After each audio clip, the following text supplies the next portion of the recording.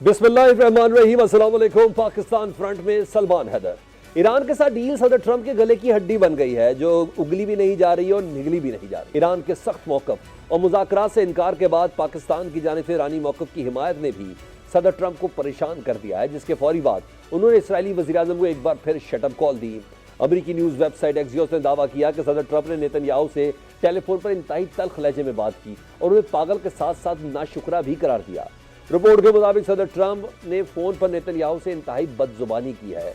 Trump ने Netanyahu से गुफ्तगू में यह भी कहा कि मैं ना होता तो तुम जेल में होते, मैं तुम्हारी चमड़ी बचा रहा हूँ। हर शख्स अब तुमसे नफरत करता है, हर शख्स इसराइल से नफरत करता है।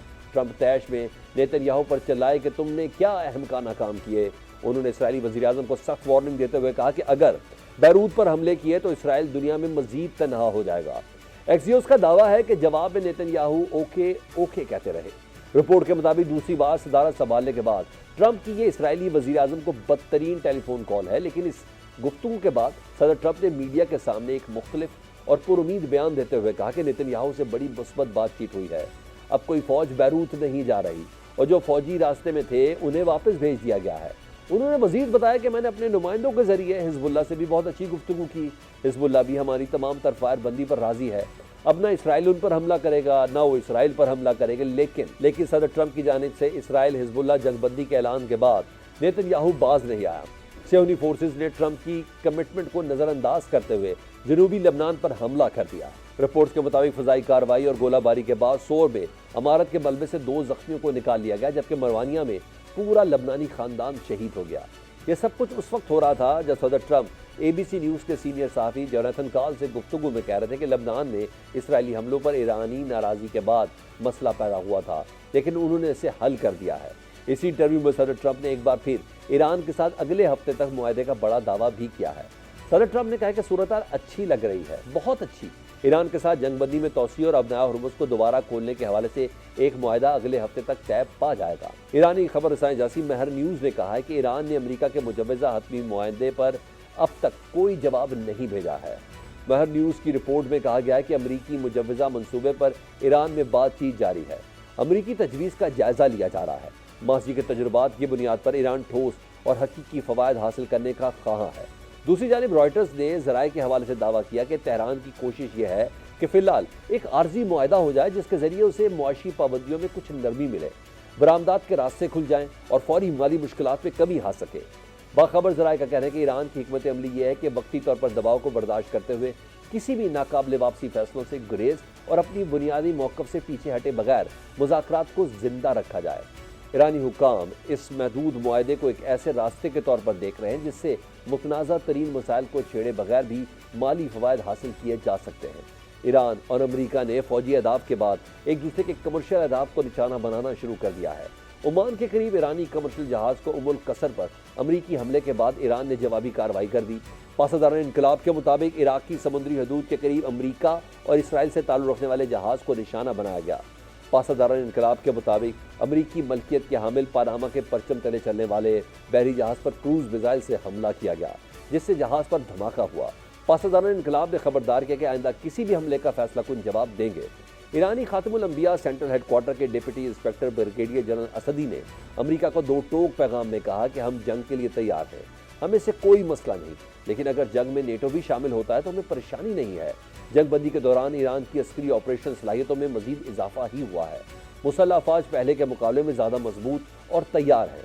हकीकत यह है कि पाबंदियों का शिकार ईरान के पास खोने को कुछ नहीं है, लेकिन सदर ट्रंप और अमेरिका का सब कुछ स्टेक पर लगा हुआ है। सर्द जंग के खात्मे के बाद अमरीकी फ़ौज पहली बार खुद को तनहा और बेबस महसूस कर रही है। इन हालात में ट्रंप एक बड़ी मुश्किल में फंस चुके हैं।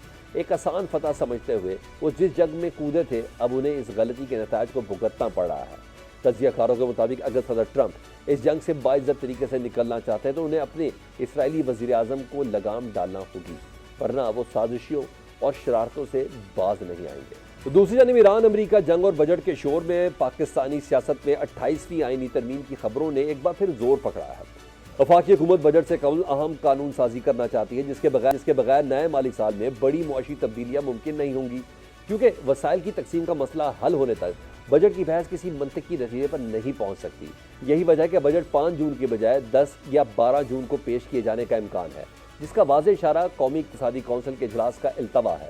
ذرائع کے مطابق این سی سی کا 3 جون کو ہونے والا اجلاس ملتوی ہو گیا، جس کا باقاعدہ نوٹیفیکیشن بھی جاری کر دیا گیا ہے۔ اجلاس میں وفاق اور صوبوں کے ترقیاتی منصوبوں کی منظوری دی جانی تھی۔ بدلتے حالات میں وزارت پارلیمانی امور نے بجٹ اجلاس کی ترمیم شدہ سمری وزیر اعظم کو بھجوانے کا عندیہ دیا ہے، جس کے بعد صدر مملکت وزیر اعظم کی ایڈوائز پر دوبارہ بجٹ اجلاس کی نئی تاریخ کا اعلان کریں گے۔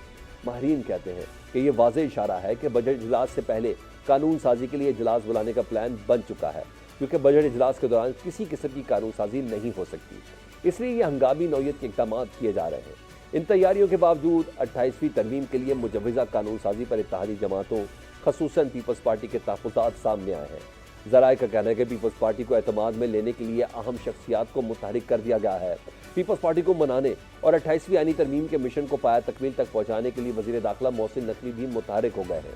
گزشتہ روز محسن نقوی کی کراچی میں صدر آصف زرداری کے ساتھ 2 گھنٹے کی طویل ملاقات ہوئی۔ ملاقات میں ملک کی مجموعی سیاسی داخلی اور سیکیورٹی صورتحال سمیت اہم قومی امور پر تفصیلی تبادلہ خیال کیا گیا۔ ذرائع بتاتے ہیں کہ ملاقات کا مرکزی ایجنڈا 28ویں ترمیم ہی تھا۔ 27ویں آئینی ترمیم سے پہلے بھی وزیر داخلہ محسن نقوی اور صدر زرداری میں اہم ملاقات ہوئی تھی، جس کے بعد ہم نے دیکھا تھا کہ پیپلز پارٹی 27ویں ترمیم کے لیے پیش رہی تھی۔ بلال بھٹو عوام کو 26ویں ترمیم کی طرح 27ویں ترمیم پر بھی قائل کرتے نظر آئے، لیکن 28ویں ترمیم پر بلاول بھٹو شدید تحفظات رکھتے ہیں۔ خاص طور پر وہ صوبوں کے وسائل کی تقسیم کے فارمولے میں تبدیلی پر سمجھوتہ کرتے نظر نہیں آتے۔ ذرائع بتاتے ہیں کہ بلاول بھٹو زرداری فی الحال گلگت بلتستان میں الیکشن مہم میں مصروف ہے، اور بلاول بھٹو کو راضی کیے بغیر بجٹ کی نئی تاریخ کا اعلان مشکل دکھائی دیتا ہے۔ 28ویں ترمیم کی اس بحث میں گلگت بلتستان کا الیکشن انتہائی اہم ہو گیا ہے، جہاں نون لیگ، پیپلز پارٹی سمیت دیگر سیاسی جماعتوں کی انتخابی مہم میں بھی تیزی آ گئی ہے۔ بلاول بھٹو کے بعد مسلم لیگ نون کے قائد نواز شریف بھی انتخابی مہم کے لیے گلگت پہنچے۔ گلگت میں انتخابی جلسے سے خطاب کیا۔ نواز شریف نے کہا کہ گلگت بلتستان میں منصوبے شروع ہوتے ہیں اور ختم ہونے کا نام نہیں لیتے۔ ہمارے علاوہ کسی جماعت نے ادھر کام نہیں کیا۔ یہاں کی سڑکوں کا حال دیکھ کر بہت دکھ ہوتا ہے۔ میاں نواز شریف نے کہا وہ کسی کی برائی یا تنقید کر کے ووٹ نہیں مانگتے، ہم اپنی کارکردگی کی بنیاد پر ووٹ مانگتے ہیں۔ میرا دل روتا ہے کہ آپ لوگوں کی سہولتوں کے لیے کیوں پیسہ نہیں لگایا گیا، وہ پیسہ کہاں گیا؟ جہاں اسپتال بنایا تو ہم نے بنایا، ہائیڈل پاور پلانٹ ہم نے لگائے، نگر کا منصوبہ ہم نے مکمل کیا، مجھے بتائیں کہ کسی اور پارٹی نے کوئی کام کیا ہو؟ بلاول بھٹو نے میاں نواز شریف کی خدمت کی سیاست کے بیانیے کے مقابلے میں پیپلز پارٹی کی سندھ میں کارکردگی کی مثال گلگت کی عوام کے سامنے رکھی۔ اس کردو میں جلسے سے خطاب میں بلاول بھٹو نے کہا کہ سندھ میں 2022 میں سیلاب آیا تو ایسا لگا پورا صوبہ ڈوب گیا ہے۔ سندھ میں سیلاب سے تباہ 20 لاکھ گھر بنا کر دے رہے ہیں، 20 لاکھ خاندانوں کو گھر مالکانہ حقوق کے ساتھ دے رہے ہیں۔ فیصلہ کیا کہ سڑکیں بنانے سے پہلے سیلاب متاثرہ افراد کو گھر بنا کر دیں گے۔ گھروں کے اس منصوبے سے 10 لاکھ لوگوں کو روزگار ملا۔ بلاول بھٹو نے کہا کہ 7 جون کو تیر پر مہر لگائیں، ہم یہاں پر سندھ کی طرح گھر بنا کر دیں گے۔ کراچی میں کینسر اور دیگر بیماریوں کا علاج 100% مفت کیا جاتا ہے۔ بلاول بھٹو نے میاں نواز شریف کا نام لیے بغیر طنز کرتے ہوئے کہا کہ آج گلگت میں ایک مہمان آیا ہے، کہیں وہ برا ہی نہ مان جائے۔ جب اسلام آباد میں 28ویں ترمیم کی گونج سنائی دے رہی تھی، اسی وقت میں بلاول بھٹو اس کردو میں کھڑے ہو کر 18ویں ترمیم کا دفاع کر رہے ہیں۔ بلاول بھٹو نے کہا کہ 18ویں ترمیم میں دیے گئے اختیارات جی بی کو بھی دیے جائیں تو مسائل حل ہوں گے۔ جی بی میں حق حکمیت کے بعد حق ملکیت حاصل کرنا ہوگا۔ اسلام آباد کو ماننا ہوگا کہ جی بی کے وسائل یہاں کے عوام کے ہیں۔ جب تک اسلام آباد نہیں مانے گا، جی بی اور پاکستان میں ترقی ممکن نہیں ہے۔ تجزیہ کاروں کا کہنا ہے کہ 28ویں ترمیم کی بیل 7 جون کو گلگت بلتستان کے الیکشن کے نتائج کے بعد ہی کسی منیر چڑھے گی۔ گفتگو میں شامل کر رہے تھے سینئر اینالسٹ نصر اللہ ملک صاحب کو۔ ملک صاحب، یہ خبریں آ رہی ہیں کہ حکومت بجٹ سے پہلے کوئی 28ویں ترمیم کرنا چاہتی ہے، اس لیے بجٹ اب 5 جون کی بجائے 10 یا 12 تاریخ کو پیش کیا جائے گا۔ آپ کے پاس اس حوالے سے کوئی معلومات ہیں؟ کیونکہ جس طریقے سے گلگت بلتستان میں تقریریں ہو رہی ہیں، عوام سے جو گفتگو ہو رہی ہے، وہ ساری کی ساری کہیں نہ کہیں 28ویں ترمیم سے کوئی مشروط ہی نظر آ رہی ہے۔ آپ کو لگ رہا ہے کوئی ایسا امکان؟ دیکھیے، مجھے لگتا نہیں ہے کہ بجٹ سے پہلے 28ویں ترمیم آئے گی اور منظور ہو جائے گی، کیونکہ بجٹ میں اب کم ہی دن رہ گئے ہیں، اور دوسری بات یہ ہے کہ بجٹ کا نہ مسودہ بھی مکمل تیار ہوا ہے، اس کا 28ویں ترمیم کا نہ کوئی مشاورت کا عمل اس لحاظ سے مکمل ہوا ہے۔ 28ویں ترمیم ایک سوچ ضرور ہے، اس پہ کام ضرور شروع کر دیا گیا ہے، لیکن جب تک کوئی پارٹیوں کے مابین کوئی کنسنسس نہیں ہوتا، میں نہیں سمجھتا حکومت اتنی جلد بازی میں اس کو کرے گی۔ اور پھر کوئی ایسی چیز نہیں ہے کہ بجٹ سے پہلے اس کو منظوری ہر حال میں لازم ہے، بجٹ کے بعد بھی کیا جا سکتا ہے۔ البتہ یہ سوچ پہلے اس لیے پائی جاتی تھی اور لوگ اس لیے بات کر رہے ہیں کہ اس کے امکانات ہیں کہ وہ سمجھتے ہیں کہ بجٹ میں جو الوکیشن ہے فنڈز کی، وہ اگر NFC ایوارڈ کے حوالے سے یا صوبوں کے اختیارات کے حوالے سے کچھ چیزیں 28ویں ترمیم میں طے پا جاتی ہیں تو پھر بجٹ میں بھی اس کو اسی طریقے سے اکاموڈیٹ کیا جائے گا. یہ ایک بنیادی وجہ ہے جس کی وجہ سے لوگ کہہ رہے ہیں کہ بجٹ سے پہلے یہ کوشش ہو سکتی ہے کہ ایسی ترمیم سامنے آ جائے, لیکن بظاہر جو حالات ہیں وہ نظر نہیں آتے کہ ایسی ترمیم فوری کو آنے والی ہے. اچھا ٹھیک, لیکن یہ جو پیپلز پارٹی سے متعلق ہے یہ 28ویں ترمیم پر تحفظات رکھتی ہے, جنہیں دور کرنے کے لیے محسن نقوی صاحب صدر زرداری صاحب سے ملاقات کرتے ہیں. بلاول صاحب بھی گلگت میں کمپین کے دوران کہہ رہے ہیں کہ گلگت کے عوام کے فیصلے اسلام آباد میں بیٹھے بابوں نے نہیں کرنے. آپ کو لگتا ہے کہ پیپلز پارٹی کے تحفظات دور ہو جائیں گے؟ کہیں نہ کہیں بیک اینڈ پہ کچھ اور چیزیں 18ویں ترمیم کے حوالے سے زمین ہموار کی جا رہی ہے؟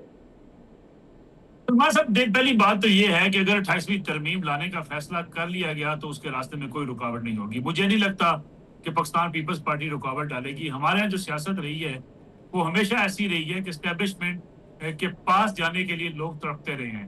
آج اگر پاکستان تحریک انصاف زیر عطاب ہے تو یہ کل چہیتی جماعت ہوا کرتی تھی. آج اگر موجودہ حکومت جو ہے وہ ایک پیج کے اوپر ہے تو ماضی میں کوئی اور ہوا کرتا تھا.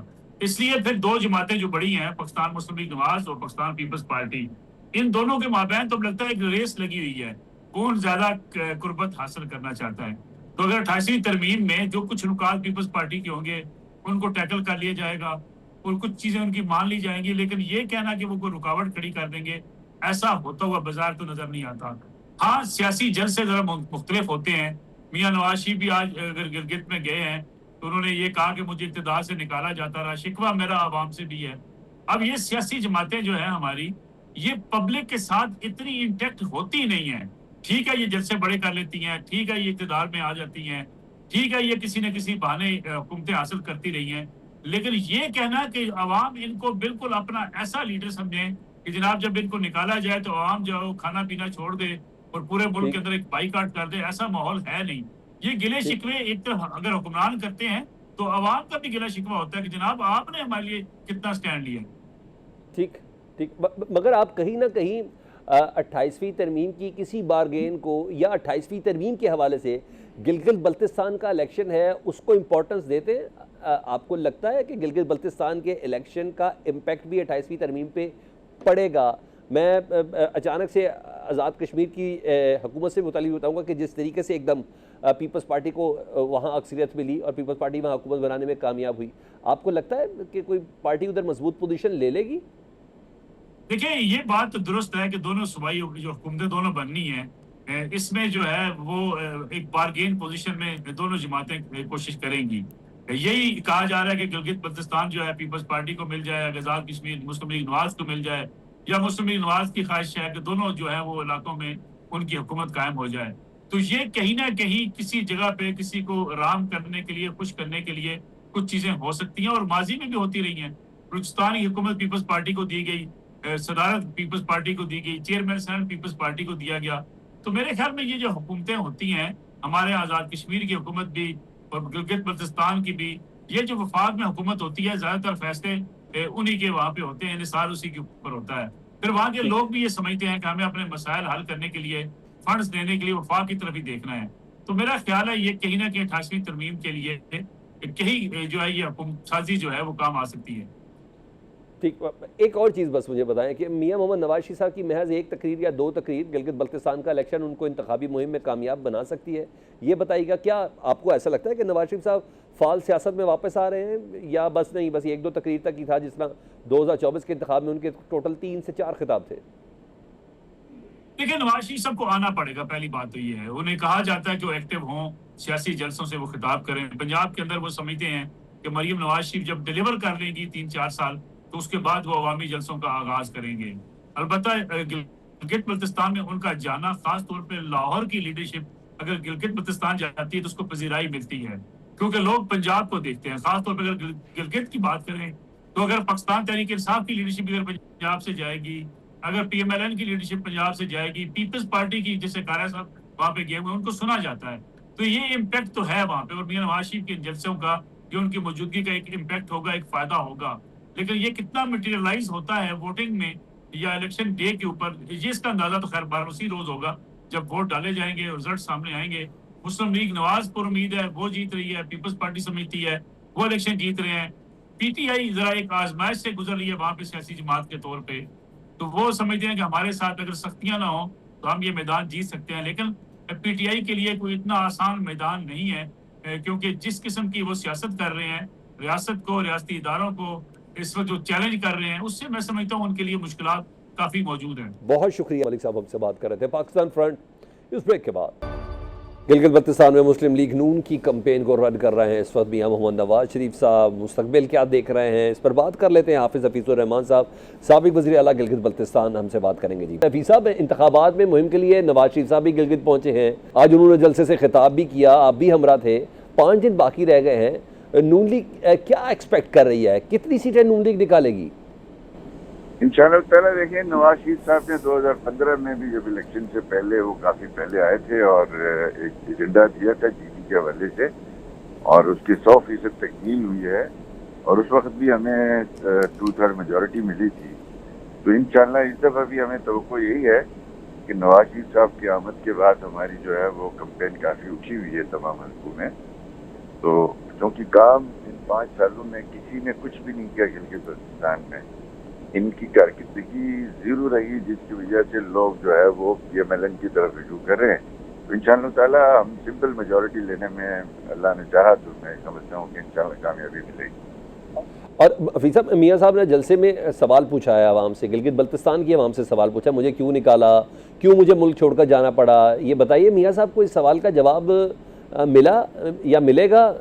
इस रिज़ल्ट के नतीजे में आप समझते हैं मिलेगा, या मरकज़ में हुकूमत होने के बावजूद अब तक लोग इस नारे पर नून लीग को वोट देंगे? देखें, ये यकीनन आप देख लें, एक तरक्की का सफर रुका था, एक डेवलप पाकिस्तान हो रहा था, तामीर हो रहा था, लोड शेडिंग का खात्मा हो रहा था, तो एक पाकिस्तान प्रोग्रेस कर रहा था, जीबी प्रोग्रेस कर रहा था। और नवाज शरीफ साहब को निकालने से जो नवाज शरीफ साहब की ज़ात को तो कोई नुकसान नहीं हुआ, पाकिस्तान को नुकसान हुआ, जीबी को नुकसान हुआ। तो उन्होंने जो सफर रुका हुआ है उसके हवाले से बताया, अगर हमें न रोका जाता तो आज जीबी के इशूज है वो हल हो चुके होते। ठीक। अच्छा, नून लीग की जानिब से गिलगित में वज़ारत आला के मजबूत उम्मीदवार आप ही हैं या कोई और है, क्योंकि आप वेल परफॉर्म वज़ीर आला रहे हुए हैं, कोई फैसला हो गया? तो मैं पार्टी वर्कर हूँ, मैं नवाज शरीफ साहब का कारकुन हूँ। नवाज शरीफ साहब जिसको बनाएंगे वही वज़ीर आला होगा। अगर पार्टी इलेक्शन जीती है तो फैसला तो नवाज शरीफ साहब का होगा। ठीक है, इलेक्शन और इलेक्शन कैंपेन रन हो रही है, लेकिन कहीं ना कहीं नती किया जा रहा है 28वीं आईनी तरमीम को, इसके साथ कहीं ना कहीं शोर है। बिलावल साहब ने भी कहा कि आइंदा कोई भी तरमीम हुई तो वो गिलगित बल्तिस्तान के अवाम के हकूक़ के लिए अहम होगी। क्या ये इशारा है कि बहुत जल्द 28वीं आईनी तरमीम भी आ रही है? देखें, हमने जो 28वीं तरमीम में उसके अंदर प्रपोज एक चीज़ तो हुई है कि गिलगित बल्तिस्तान को फाइनेंशियल ऑटोनॉमी देने के हवाले से, जिसके लिए पीपल्स पार्टी रुकावट है। और NFC अवार्ड में गिलगित बल्तिस्तान और आज़ाद कश्मीर को जो है वो शेयर देने के लिए नवाज शरीफ साहब ने तो फैसला लिया हुआ है। अब उसको वीटो किया हुआ चीफ मिनिस्टर सिंध ने और चीफ मिनिस्टर बलूचिस्तान ने। तो ये किस तरीके से यहाँ आके जो है वो लारे देते हैं, जबकि पंजाब की गवर्नमेंट ने अपने वसाइल से गिलगित बल्तिस्तान की MRI की मशीनें लगा रही है, हॉस्पिटल यहाँ बना रही है, स्टूडेंट्स के लिए हज़ारों स्कॉलरशिप दे रही है। और पहला कार्डिक ऑपरेशन जो है वो कल जीबी की हिस्ट्री में पहली दफ़ा हुआ RIC के थ्रू हमारे कार्डियोलॉजी हॉस्पिटल में। तो सिंध हुकूमत का क्या रोल रहा है गिलगित बल्तिस्तान के लिए? कुछ भी नहीं है। और इस 28वीं तरमीम के अंदर जो प्रपोज हुआ है कि डिविजिबल पूल से गिलगित बल्तिस्तान और आज़ाद कश्मीर को भी उनके आबादी के मुताबिक शेयर, उसको तो वीटो कर रही है पीपल्स पार्टी। तो ये किस तरमीम की बात कर रहे हैं? यहाँ आके चूरन और बेचते हैं, सिंध में जाके कोई और बात कर लेते हैं।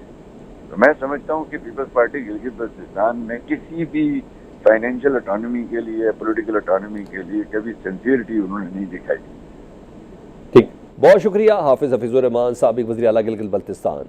पाकिस्तान फ्रंट इस ब्रेक के बाद आइंदा बजट में रियल एस्टेट और तामीराती शोबे को फरोग देकर रोजगार बढ़ाने के लिए हुकूमती कोशिशें तेज हो गई हैं। आइंदा बजट में प्रॉपर्टी टैक्सेस में बड़ी तब्दीलियों का इम्कान है, जिससे फाइलर को रिलीफ मिलेगा, ताहम नॉन फाइलर्स को कोई रिलीफ नहीं दिया जाएगा। वफाकी हुकूमत आइंदा बजट में प्रॉपर्टी सेक्टर के लिए बड़े रिलीफ पैकेज पर गौर कर रही है, जिसके तहत खरीदो फरोख्त पर आयद भारी ट्रांजैक्शन टैक्सेस में नुमाया कमी मुतवक्के है। पाकिस्तान ने इस हवाले से आलमी मालियाती फंड को भी बाकायदा ब्रीफिंग दे दी है। ज़राए बताते हैं कि हुकाम ने IMF को ट्रांजैक्शन टैक्स में मुजव्वज़ा कमी से आगाह करते हुए मौक़िफ़ अपनाया कि टैक्स की शरह कम करने से प्रॉपर्टी के लेन देन में तेज़ी आएगी, जिसके नतीजे में हुकूमत को माजी के मुकाबले में ज़्यादा टैक्स हासिल हो सकेगा। ایف بی آر حکام نے یہ بھی انکشاف کیا ہے کہ گزشتہ 3 ماہ کے دوران پراپرٹی ریٹس میں 30 سے 35% تک کمی کی گئی ہے۔ رواں مالی سال جولائی تا مارچ ود ہولڈنگ ٹیکس میں گزشتہ سال کی نسبت 29% کمی ہوئی۔ ٹیکس زیادہ ہونے سے جولائی تا مارچ 5% گین ٹیکس میں گزشتہ سال کی نسبت 68% کمی ہوئی ہے۔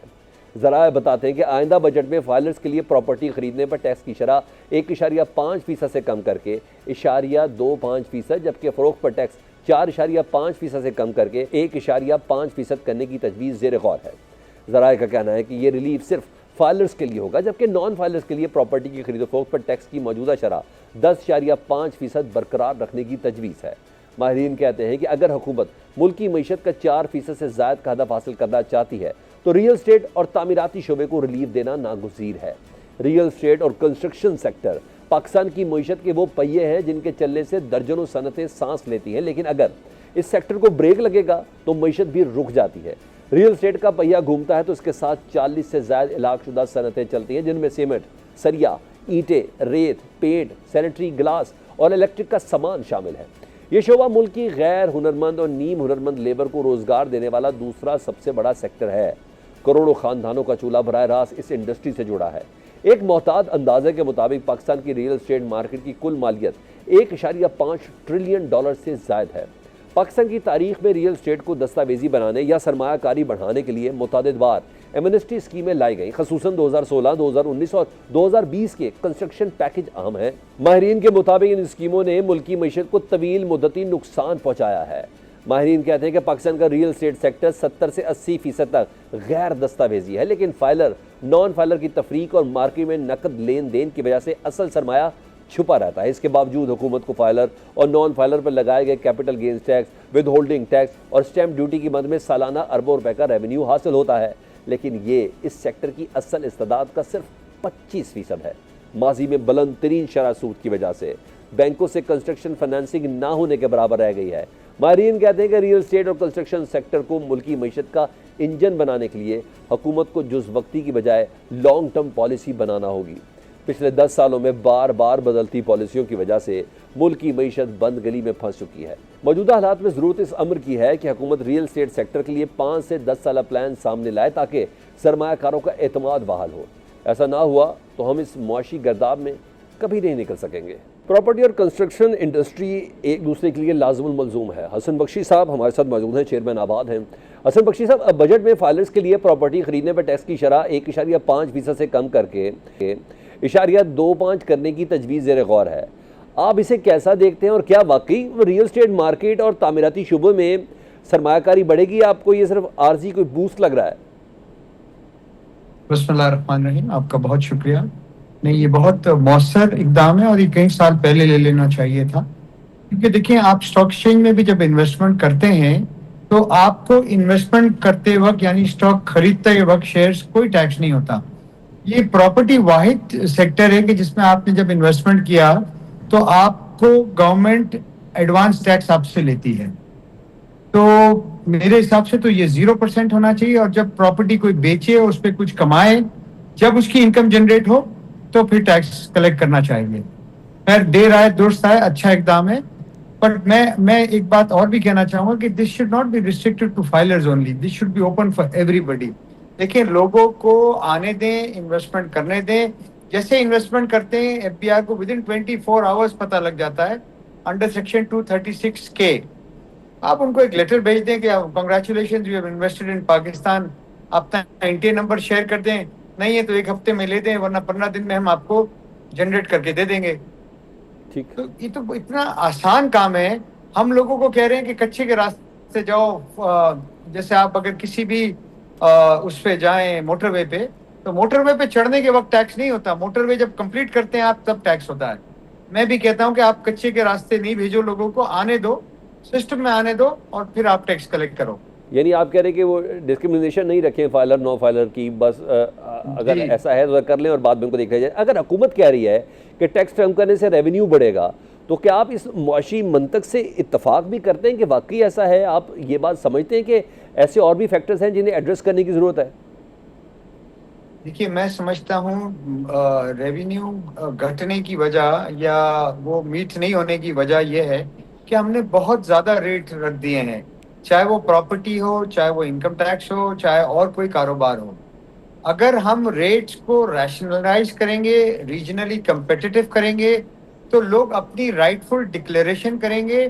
ڈکلیریشن کرنے سے گورنمنٹ کو بھی ریونیو ملے گا, اکنامک ایکٹیویٹی بھی جنریٹ ہوگی, اور ہماری انڈسٹریز بھی چلیں گی.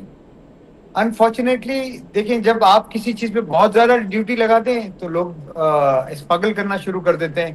اسی طرح جب آپ نے ریئل اسٹیٹ اور کنسٹرکشن پہ بہت زیادہ ٹیکسز لگا دی ہیں اس کے ٹرانسفر پہ, تو لوگوں نے پاور آف اٹارنی پہ ٹرانزیکشن کرنا شروع کر دیا.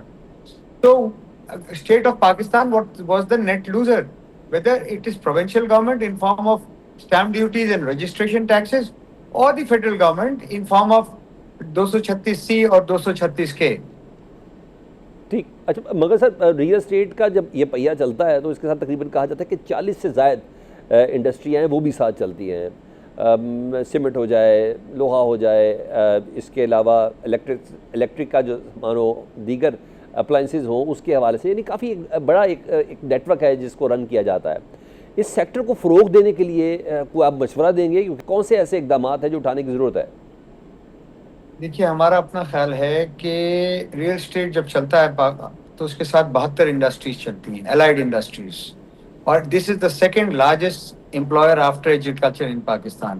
یورپ میں یہ انڈسٹریز کا فگر 200 انڈسٹریز ہیں, کہ جب کنسٹرکشن سیکٹر چلتا ہے تو 200 انڈسٹریز چلتی ہیں.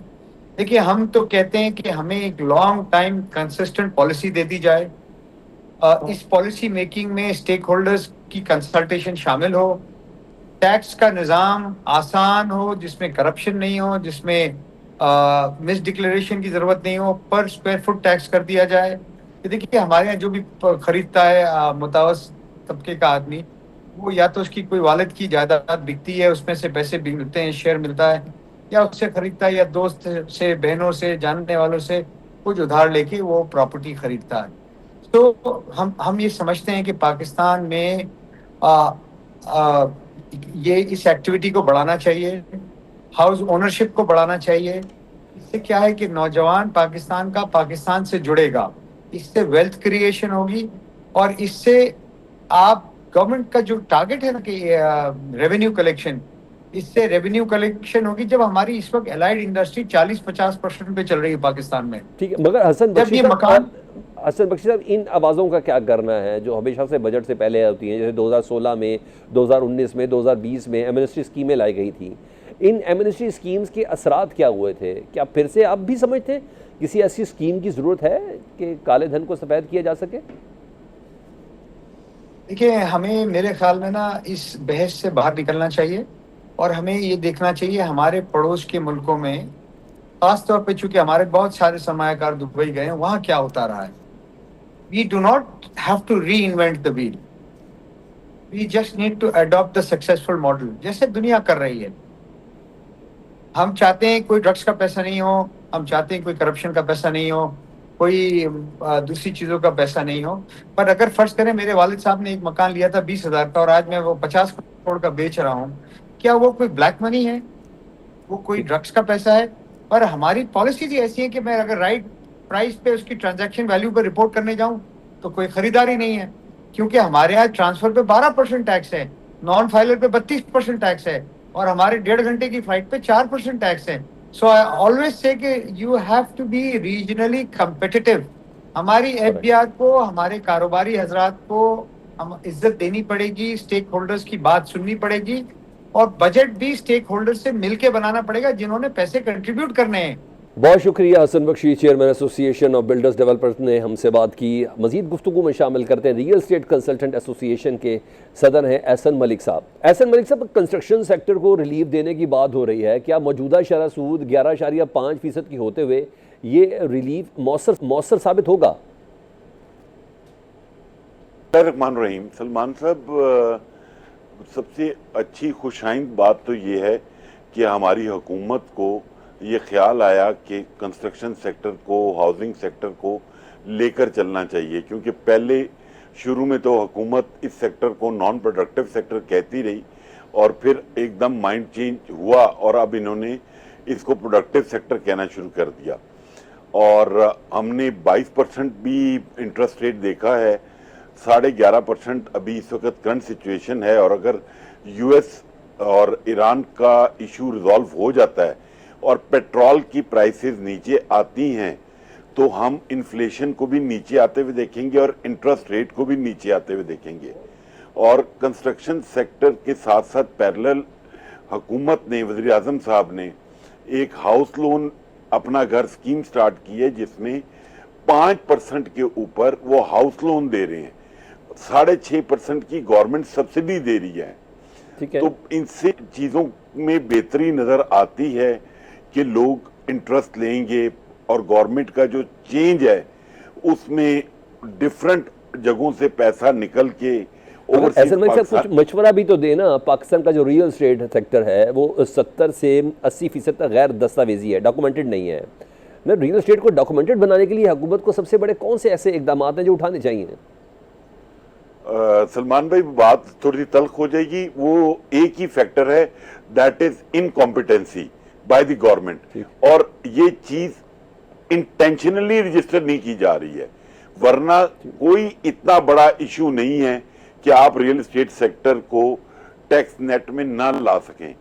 आपने जानबूझ के एरियाज छोड़े हैं ताकि जो भी उन एरियाज के अंदर से एक अमाउंट निकले, उसका शेयर तमाम अथॉरिटीज के अंदर डिस्ट्रीब्यूट हो सके, वरना। लेकिन मैं आपको आपके प्रोग्राम के तवज्जो से बताऊं, इसके ऊपर सीएम पंजाब ने बहुत स्ट्रिक्ट एक्शन भी लिए हैं और बहुत अच्छी लेजिस्लेशन भी करने जा रही है। पंजाब लैंड रिकॉर्ड अथॉरिटी पहली दफा पाकिस्तान में ये होने जा रहा है कि आपकी चीजों को डिजिटाइज भी किया जा रहा है और डॉक्यूमेंटेड भी किया जा रहा है, और एक बेहतर मैकेनिज्म के साथ पंजाब गवर्नमेंट लेकर चलना चाह रही है। ठीक है, एहसन साहब ये भी तो बताएं, पाकिस्तान भर में कुछ जो बेघर अफराद उनकी तादाद कमोबेश 80 लाख के करीब बनती है, जो कुल आबादी का अच्छा खासा परसेंटेज बनता है। आम आदमी के लिए प्लॉट की खरीद और फरोख्त तो तामीरात को आसान बनाने के लिए कौन से ऐसे स्टेप्स लेने की ज़रूरत है? सलमान भाई देखिए, बहुत डिफरेंट फिगर्स अवेलेबल हैं। मतलब जो कंस्ट्रक्शन और हाउसिंग से लोग जुड़े हुए हैं वो कहते हैं 1.5 करोड़ घरों की शॉर्टेज है। अब जो 1.5 घरों की शॉर्टेज है, अब ये भी तो जरूरी नहीं है कि हर बंदे की बाइंग पावर हो। अब जो 80 लाख लोगों के पास घर नहीं है या जो पॉवर्टी लाइन से भी नीचे हैं, ये तो गवर्नमेंट ने आज तक लो कॉस्ट हाउसिंग का मैकेनिज्म इंट्रोड्यूस ही नहीं करवाया। मतलब अभी भी आप ये देखें कि जो प्राइम मिनिस्टर ने लोन ऑफर किया है 1 करोड़ रुपए तक का, अब उसमें कोई एक सरकारी मुलाजिम क्लर्क तो वो लोन नहीं अफोर्ड कर सकता। हमें लो कॉस्ट हाउसिंग की तरफ जाना चाहिए। हमारे बिल्डर्स को, हमारे डेवलपर्स को, दुनिया से हम लोगों को इंपोर्ट कर लेते हैं, बट उनकी जो बेहतर पॉलिसीज हैं उनको अडॉप्ट नहीं करते हैं हम। बहुत शुक्रिया एहसन मलिक साहब, सदर real estate consultant association. Pakistan front से सलमान हैदर को इजाज़त दीजिए। अल्लाह हाफिज़।